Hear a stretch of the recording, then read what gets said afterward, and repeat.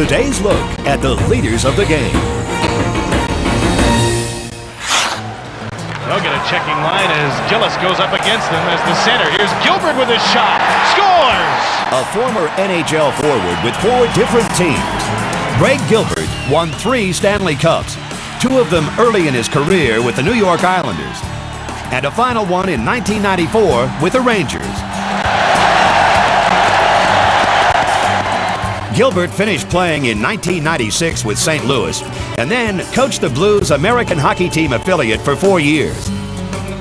In 2000, Gilbert became an assistant coach for the Calgary Flames, and in March of that season, he took on the head coaching job. Gilbert stresses preparation and challenges his players. He wants them to work hard, but enjoy the game. Greg Gilbert's love of hockey was fostered by his coaches during his early playing days. All the coaches I had at that young age were their first priority was just for us to have fun out there and enjoy the game. And it is a great game, and we all know that there's pressures and challenges that go along with it, but at that age, their first priority was fun, and also to teach us how to play the game properly, but to really teach us what the game's all about. And it is a game, and you should enjoy it while you're out there and have fun. And the competitive nature is going to come out naturally in each individual, but the main point is to have fun and enjoy all the time you can spend on skates.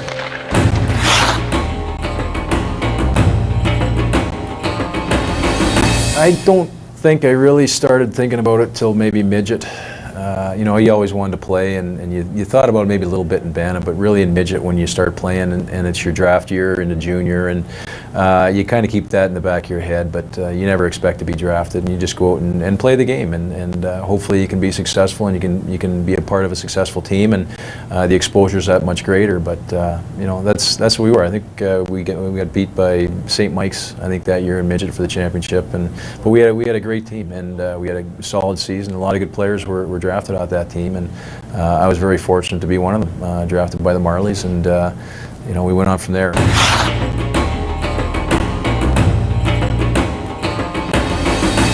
You have a little bit of pride that such a strong organization would draft you, but you have to look at the other side of the coin where you're thinking, I'm never going to cut the bread for this club, and it's funny the way things worked out. And I went to my first camp, and I was a young kid, and I hadn't been exposed to off-ice conditioning and training, and I went to camp, and I was just in terrible shape. And after I think the first or second exhibition game, I was sent back to junior, which was probably the best thing that ever happened to me.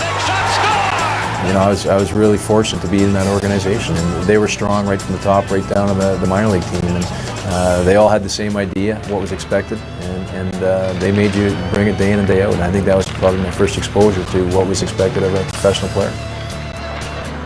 It's funny, the game of hockey professionally is a daily learning experience, and you never want to limit your expansions, I guess you'd say it would be the word. You don't want to limit your growth mentally and physically, and by watching people and learning from them and using those lessons that you have learned, it just makes you a stronger person, a stronger player. And like I say, I was fortunate to be surrounded by people that and be a part of an organization that pushed each other to be better.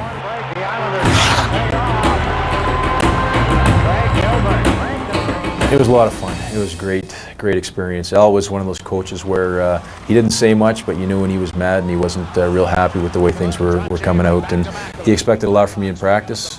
He expected a lot from you in the games, and he expected you to act like a professional on and off the ice. And the people that were going to do that and were going to help the club be successful were the people that organization wanted. And the people that weren't going to act that way and be a professional were the people they didn't want. And I learned a lot from Al.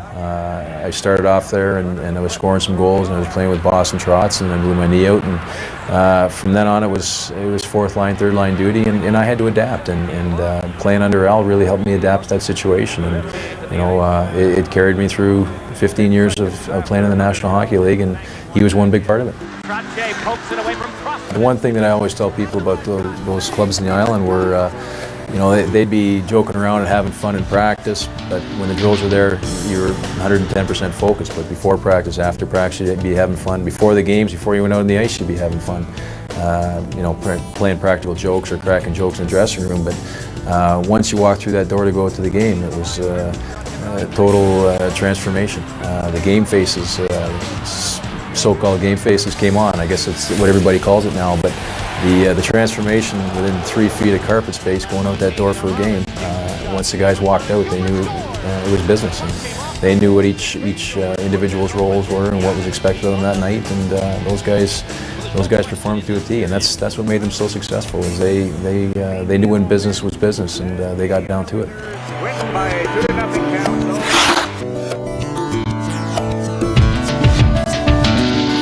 The one thing that both Mike and Al possess is they push their players to be the best they can be, and they expected a lot from their players. And you know, Mike was more verbal, whereas Al was more of an intimidating figure, and he got his message across in other ways. But Mike was confrontational, and he wanted to see some kind of reaction from you, whether it was positive or negative. It was a reaction, and reaction causes emotion, and he challenged you more face to face than Al did. But they both wanted to get their message across, and they both got their messages across to each individual, one way or another. And some had different means than others, but both were very effective, and that's the way it turned out. Here's a break already for Gilbert. He's in, scores! What I picked up from guys like Al and Mike are just that they never wavered from expecting a lot from their players, and what they did was cut and dried. This is the way it has to be, and this is the way it's going to be.